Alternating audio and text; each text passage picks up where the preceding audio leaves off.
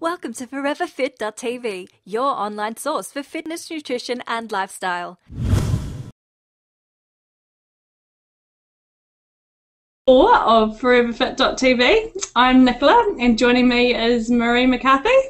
How you doing, Muz? Great, thank you. Yeah, well, better today than I've been all week, really. Just fighting a bit of the dreaded cold, but it's, I'm on the up and up. The up and up is a good place to be. So what are you been doing to get on the up and up? Definitely trying to get a bit more rest in when you've got a little person in your life and you're pregnant and working and all of those bits and pieces. But definitely the sleep factor and rest factor when I can, and just really concentrating on sure that everything that goes in is gonna help me to get better. Yeah.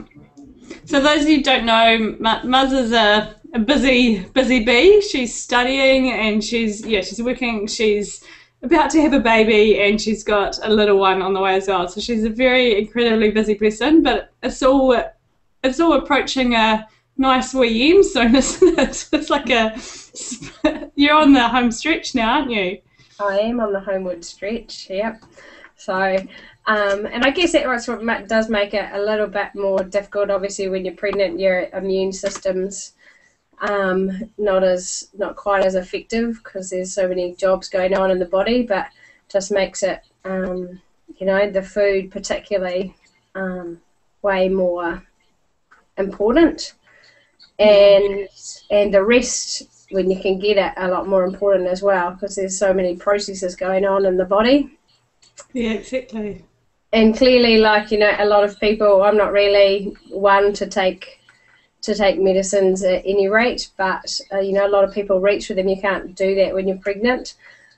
So you really have to rely on your fluid, your rest, and your food, which is awesome, is what we should be doing at any rate. So it's nuts. It's definitely better the last day or two. Yeah, I mean, in an ideal world, you'd be stopping. You'd be taking the weekend off, and you'd be resting up and getting your husband to make you some yummy food and all that kind of thing. But life goes on, so it's important just to know what kind of coping mechanisms, if a flu does get in, it is the best, just to be making sure you're doing everything right, because then your body will soon fix it, and you are busy, so it's kind of. It's a catch-22. You got to keep going, but got to keep the good stuff in. Yeah. So finding that fine balance has been a challenge this week, just with working over at school and still doing other work as well, and looking after the other little person. So, but it's. I think I got it right and managed to actually feel, whilst having the cold, still feel pretty good, and did have reasonable energy and could give to Taylor and could give to the students that I'm teaching at the moment. So that was the key, really. Yeah, definitely. And so when I said this, you're approaching the sprint to the end, what do I mean by that? What's... you are coming to an end of a very busy, last 6 months? Yeah, absolutely. Right. So I got 4 and a bit weeks left. Well, if I make 4 and a bit weeks till my due date anyway, and just over 7 or 8 weeks, I think, left of university study. So. And you're working as well, so you've got an incredibly busy wee life. So in 4.5 weeks, you're just going to be able to, you'll still be doing a little bit of study, and then you've got your 2 little persons running around, not quite running around. One will be. So thankfully, no actual planning, but the due date is the second last day of school term. And my husband's a school teacher, as you know, so he gets 3 weeks off then, so that's quite nice for him to be around. And then we have a couple of weeks off uni, and then it's just 3 weeks left of assignments to be done, and trying to be organised and get some of those knocked out of the way before I become two beings. Well, I suppose we should get really onto topic, otherwise these listeners will just think we're just talking about ourselves, really. Now. It doesn't matter. We're sharing our coping mechanisms and how we get in the best shape of our lives and how we deal and how we do things. So I hope, when we do go off and talk about these sorts of things, I hope you understand why we are sharing that. We're not just sort of talking about our lives. Yeah. But today we wanted to discuss the importance, or we've talked about our thoughts, we've talked about hydration, and now this episode we really wanted to talk about breathing, because if you imagine a peace sign, you've got a peace sign, and on there's 3 different things that you can do within your day that affect the outcome of your day. And if you imagine a peace sign, you've got your yin and your yang, and you've got movement, thoughts, and breath. And you've got thoughts, breath, and hydration as your yin principles, and your yang principles are your movement, nutrition, and your sleep. So we want to move on to why breath is so important to us, and why we believe that it is something that should be paid attention to. Like, you're thinking, how can we talk for a whole podcast about breath? But we can. So you just wait and listen. So, I mean, the reason breath is so important is when you wake up first thing in the morning, before you even open your eyes, thoughts come into your mind. So thoughts come rushing in, and thoughts have an impact on your day and the outcome of your day. The next thing that happens to your body is a breath. And as soon as you breathe, that's going to have, you have 25,900 breaths in a day. And if you're breathing wrong, all sorts of things can happen. Your neck muscles can be getting tight. You can affect your respiratory system. Which eventually, if your respiratory muscles are getting too tight, you can affect your posture. It can cause migraines, headaches, all sorts of things. So it's really important that you understand how you breathe and the importance of it. Do you have anything to add to that, Miss? I think that not most people, but a lot of people definitely are wandering around and not breathing in the right way. You know, we were born to be nasal breathers, and when you look at infants, babies, children, they do start off, they're breathing through their nose. That's why I think they become so uncomfortable when they get a cold and a blocked nose, because for them it's perfectly natural to only want to breathe through their nose. Whereas as we progress through life, a lot of us become mouth breathers. So just going right back to that basics and thinking about using your nasal passages to get that breath, and how that also helps in terms of the whole physiology of being warming air and filtering the air, which you don't get when you're breathing in your mouth all the time. Yeah, exactly. And I mean, there's certain rules to breathing, and I mean, like Maz just talked about, is the breathing in through your nose and out through your nose. And the reason that's so important is because when the air comes into your nose, it travels in and it turns into little like torpedoes that stimulate the cells. And then as you're breathing out, it's an opportunity for your body to expel any, fungi, bacteria. It's the way your body gets rid of, foreign things, for want of a better word, out of your body. So that's why breathing in through your nose and out through your nose is like basically the first rule of good breathing. Yeah. And just becomes like you use your body's defense mechanism. Your nose is such a good defense mechanism. So automatically you've got that filtration, just like we talked about with the water. It's exactly the same principle. Your body's got its own filtration system. Yeah, totally. Your nose is a pretty powerful thing. Yeah. Exactly.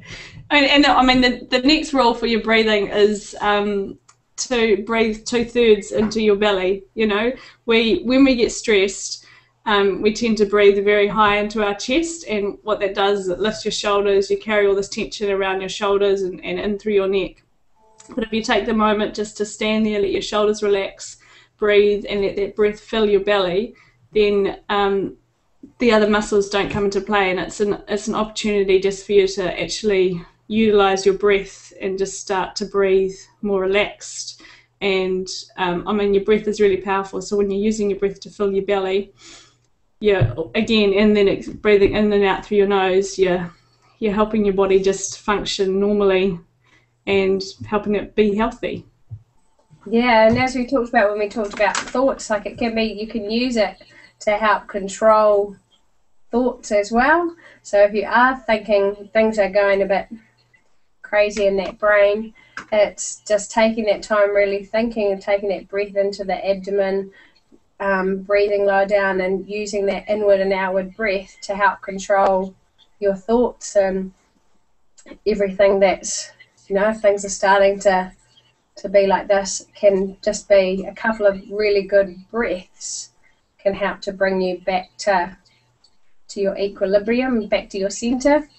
Yeah, definitely. Like there's this really cool YouTube video, and it talks about the 1 moment meditation, and that 1 moment where you can just take 1 breath in and 1 breath out, and it's just taking that simple moment where you just clear your thoughts, just focus on that 1 breath out, and 1 moment can make a difference and can just, let everything go. Like meditation is something that's can scare people, but even just 1 breath in and 1 breath out is a form of meditation. And you see, like, sports people do it all the time. And so I guess it's just taking those skills, and they've learnt those skills within a lot of their psychological skills training. If I look at someone going to do a conversion in rugby union, for example, quite often you'll see them use that breath to bring them back to achieve their goal. It's exactly the same for us in our day-to-day lives. Yeah, totally. It's a centering moment, isn't it? It's just a chance just to, bring yourself right into this moment, just let go of whatever just happened before and just go, right, moving forward, this is what's happening. So, 1 breath in into your belly. You don't want to take that 1 breath in and fill your shoulders up and tighten your neck muscles. It's got to be that 1 breath in and 1 breath out through the belly, and just let everything go, walk forward and move into it. So when you talk about breathing into the belly, I'm sure there's some people that don't fully understand that concept. So maybe do you want to talk through how a breath would look if you're breathing into your belly? Well, if you would just take a moment just to even sitting there, or standing up would be better. So just standing up, don't stand up if you're driving a car, listen to this right now, but you know what I mean. Just whatever you're doing, just take a moment there just to sit yourself up nice and tall, take your breath in, and just watch your breath travel down through your body. Watch 2/3 of your breath fill your belly first, and then feel your rib cage expand. And then as that breath goes, just feel your belly drop, your rib cage drop down, and the breath leave. So you're wanting to make sure that 2/3 of your breath is filling your belly, and then and as you breathe, your shoulders and everything else is relaxing. Awesome. Would that be how you'd describe it, Muz? Yeah, absolutely. I just think about that's the powerhouse. It'd be hard for you to. My powerhouse is quite large at the moment. I was going to say it'd be quite hard to. Does your belly move the same? Like I was just wondering. Yeah, it definitely does. And I think the breathing, particularly for pregnant women, is really, really important. Obviously, breath is even more crucial because it's not just about you, but it does help with keeping the rib cage flexible. So really the diaphragmatic breathing, obviously the links to pelvic floor, trying to maintain core control and core and just in terms of posture as well. You see a lot of pregnant women and just the changes that are happening in the body. Well, it's not just pregnant women, but the control and the power of the breath can really do a lot to help you through that time. Yeah, definitely. I mean, and the third rule of your breathing is, if you imagine your body as a rechargeable battery. So if you imagine your whole body, so starting at your head and then traveling down through the base of your torso, take a really big breath in and just let the breath fill your belly, then let it flow out. But as you breathe, you want to press the tongue on your roof of your mouth. And that tongue on the roof of the mouth is like the lid of your rechargeable battery. And so as you're breathing in, that breath's coming in, energy's coming in. And so just take that moment now just to just breathe in and breathe out with your tongue placed on the roof of your mouth just behind your teeth. And just watch your breath fill your belly and just really focusing on your breath. And then the next time you take your breath in, just release the tongue off the roof of the mouth and open your mouth. And just watch how it's kind of like a leaky battery, and it's all your air sort of escaping out of your torso. It's a Chinese medicine kind of thing, eh, Mads? It's a just picturing, without getting too I don't know too much, into the whole thing, but it's without getting too technical. Just imagine your whole body is that like rechargeable battery, and that you're just filling it up with the air, tongue on the roof of the mouth. And then anytime you're sort of breathing out your mouth, it's like you're just leaking out energy. Yeah. Which I guess, depending on what you do for an occupation, because automatically I think of like group fitness instructors. So whilst they can breathe in their nose, their outward breath is always about talking. People who work in call centres as well, they're talking so much during the course of their day that a lot of their outward breathing is talking. So it's really important when they have those moments of not having to talk and not having to direct and initiate and work with conversation, that the inward outward breath is, as you said, sealing off that rechargeable battery, so that they can take that energy on board and recharge themselves and make them feel super. Particularly like people that work in industries where they are helping other people to feel great. So it's that, taking that time for yourself when you can, like in the line, if you're at the post office in a queue, or in the bank in a queue, or in any queue, for example. We do spend a lot of time queuing, but using that time, as you said, like a little 1-minute meditation while you're in the queue, being mindful about what's going on, where you are, what's actually happening in your own body and own thoughts, and that can be a pretty powerful tool too, because sometimes we hop into those situations and we get a bit flustered because time is precious. And yeah, no, for sure.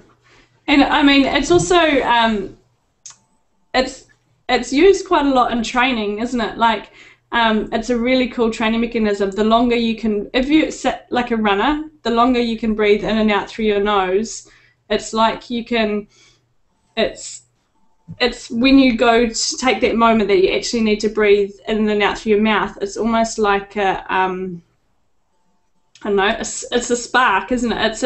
I'm trying to find the right word. It's if you train breathing in and out through your nose, and you're getting your body fit and coping with that breath within that capacity, when it comes to the real situation, say it's the rugby game, or say it's the netball game, or the running away from the lion, when you go to breathe out your mouth, it's the bang, I've just got so much more room to move now. Yeah. And quite a few, I used to work with a couple of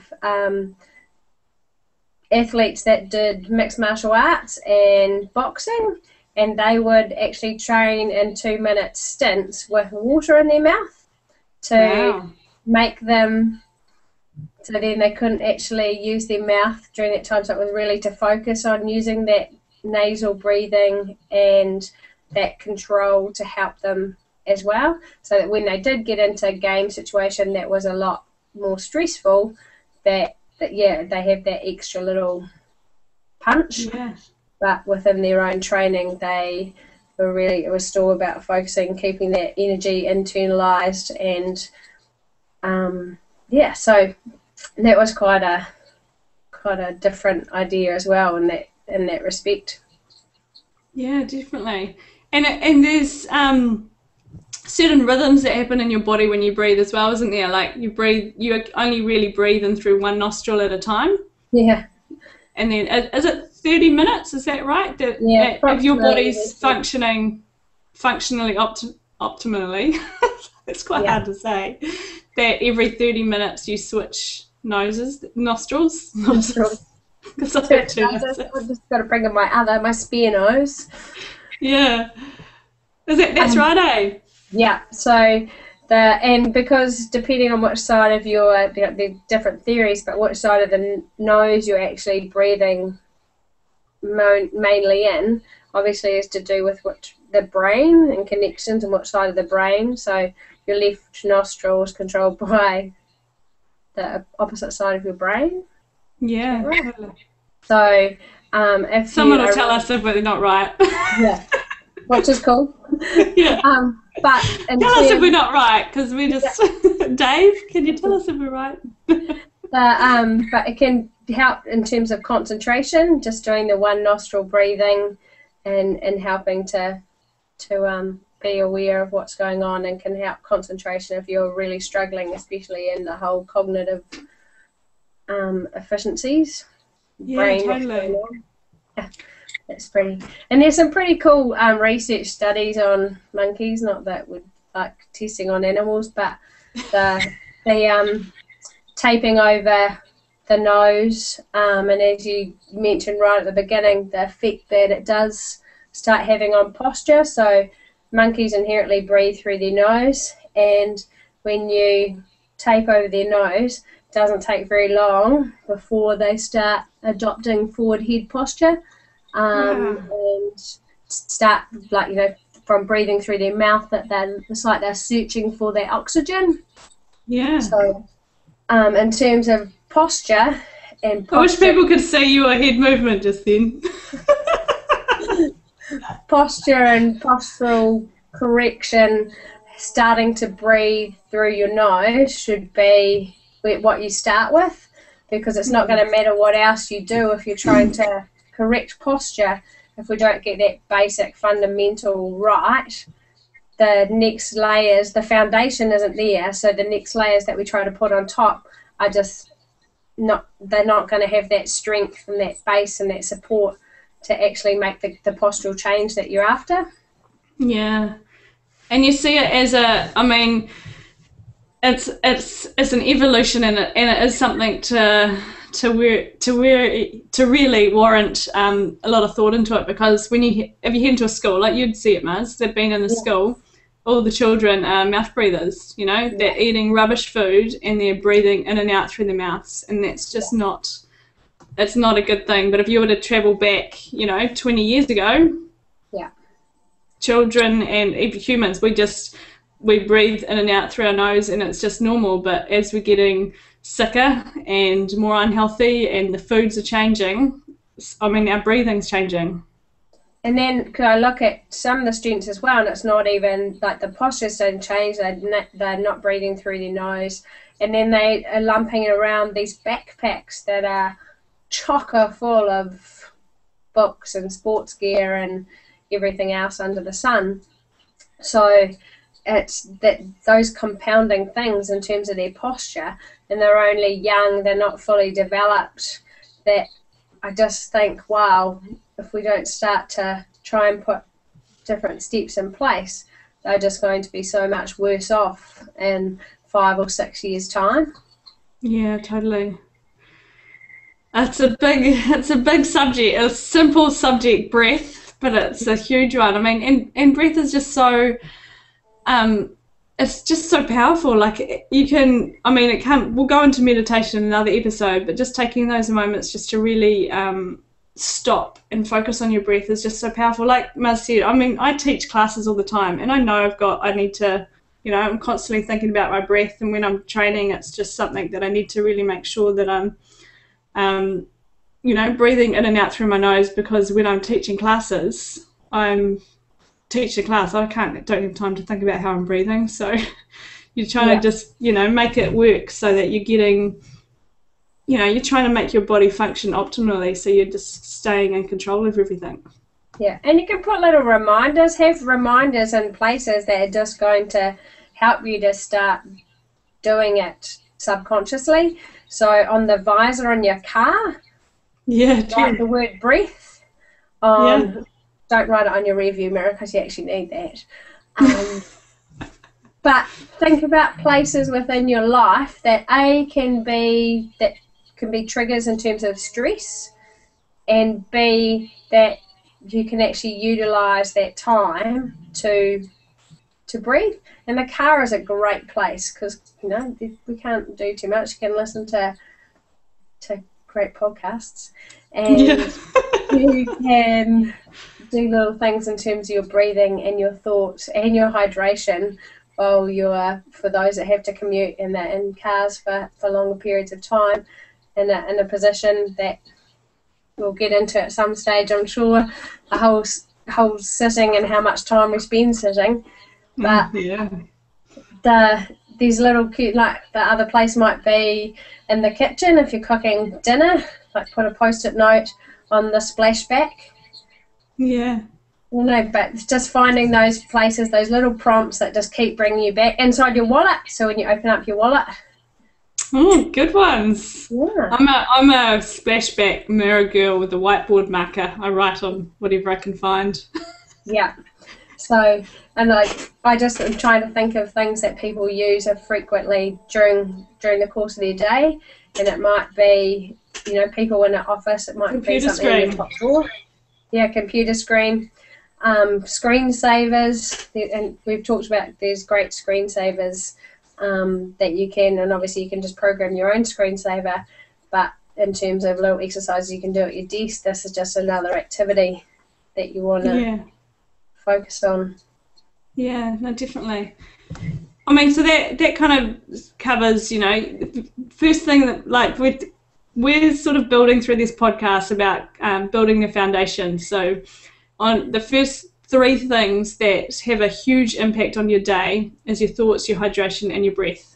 So just if you can, so make sure you've just listened to the first 3, and it's all about making sure that you've got those 3 things in place, because when those start to become routine and those start to become easy, then you can build onto the next layers of the foundation. And if you sort of miss those steps, that's when you're not gonna that's when just things don't go right. That's where people fall apart, and it's these are the foundations. If people are trying to make changes in their lives, they don't really start with those foundations, and they will make some other great little changes that they're going to get the full benefit from. And then so some people get a little bit disheartened because they're trying to make change, but it's all about the layering, building their foundation, and slowly creating those steps. And sometimes you've just got to keep the steps in the right order. Sometimes it doesn't have as big an effect if you jump a step or bring it in later, but definitely the breathing, the hydration, and the thoughts can just be so powerful. Yeah, and this whole thing is about getting your body in the best shape of its life, so mentally, physically, emotionally, and so that's why we start with these, because if you aren't mentally and emotionally ready, you can go do a 6-week crash course, and you can go do a diet for a weekend or 7 days, whatever, and you can lose weight, but you aren't healthy on the inside, and you probably aren't a nice person to be around. No. Yeah. So it's layers, and it's building on them so that you're mentally, physically, emotionally in shape and the best person that you can be, and that's what it's all about. Absolutely, and I had a little conversation with a few girls over at school recently, because it's coming up to school ball. Exciting. Yeah, exciting. But they, just they wanted to go on a detox. Yeah. And so it was trying to get them to think about, okay, so what does it actually mean, and what's your body's capability, and what are your thoughts even around this whole why they're doing it? Yeah. And so it's it was definitely just trying to impart those little snippets of knowledge to help them actually make good decisions that aren't going to involve going on a one week I'm going to drink water and lemons. You need to get them to listen to this podcast, Miss. Absolutely. Yeah, that will be my next little step. Righto, girls, come with me. Oh, cool. Hey, so do you have anything else to add to, do you reckon that's covered it all on breath? Yeah, it is, hugely powerful. Just start, again, it's like once you start making the change and feeling the difference, then you really start to notice how far you've come. That's sometimes, that whole you don't know what you don't know. So until you make the change and then maybe resort back to old patterns momentarily, that you realise how much of a big difference it has changed. And take photos. If you know that you're a prolific mouth breather, take some photos of yourself now, and as you start to make changes, especially the side-on profile, to see if breathing well for a month and really focusing on it does just have a little impact on how you look. Definitely, and it's kind of cool to, like you said, to write it down, but don't write down symptoms or how your body feels today. Like, do you get headaches every now and then? Do you suffer from, back pains? Do you spend your day at a desk and you get neck pains? Or just write down anytime you feel something in your body, and so that as we go through these foundations and you start to get everything in place, come back to how you felt today. And there may just be little symptoms that you forgot that the way you used to feel, and the way that you used to feel may have felt normal to you, and you maybe feel normal right now, but just there may be things that that you believe are normal but they're not normal. Yeah. Like waking up in the morning and feeling exhausted isn't normal, and having to reach for coffee every day, and then having to have 3 or 4 coffees a day, that's not normal, but it may be very common. Yeah. But it's not a normal feeling. Your body wants to feel fantastic in the morning when it wakes up, and your body wants you to feel energized. And so writing down how you feel today is a really powerful tool, so that when you do feel better, you can come back and go, whoa, I don't get those headaches that I used to get, and I don't get those colds that I used to get, or whatever. Cravings as well. And and I do notice when my thoughts are negative. Yeah. Like, because, so there's definitely those 3 things that we've talked about. And and the same thing as you notice, like you said, your thoughts are negative, but because you've started to change your surroundings, so you've may have changed your morning routine, you may have changed the things that you're getting exposed to, and you're starting to put positive things around your body. So like Ron says, just write down everything that you're feeling now. Like, are you in a negative space? Are you getting headaches? Are you not happy in your own skin? All this sort of little, even I've got aches in my joints kind of thing, or I wake up with that brain fog, I've got cravings at whatever time. Write everything down.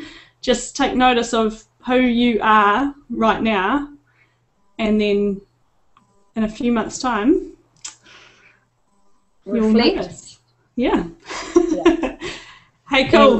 And because it's awesome in terms of goals and achieving, to be able to see those changes like in a written form, because sometimes and being able to feel the progress, and maybe not until you actually reflect that you actually feel it and go, wow, I have come such a long way in this space of time. And that helps to give you that drivers to keep going, this is truly making such a huge difference to my life. Yeah, definitely. Hey, I think that's a really good place to end this episode. Yeah. Thank you so much for listening. There was episode 4, so we talked all about breathing. And but we're on Facebook. You can watch these on YouTube Live. You can subscribe to us on iTunes. And Muz and I would absolutely love to get your questions in. So make sure you come on. You ask us questions on Facebook. You can do it from iTunes. You can send us an email. Whatever your questions are, we absolutely want to help you. So please just get in touch. And I can't wait for the next episode. Yeah, and if these specific topics that so it might be questions about things that we've already talked about, but specific topics that you want us to really get stuck into as well, make sure you let us know. Yeah, definitely. Awesome. Hey, thanks guys for listening. We look forward to bringing you our next episode. Stay tuned.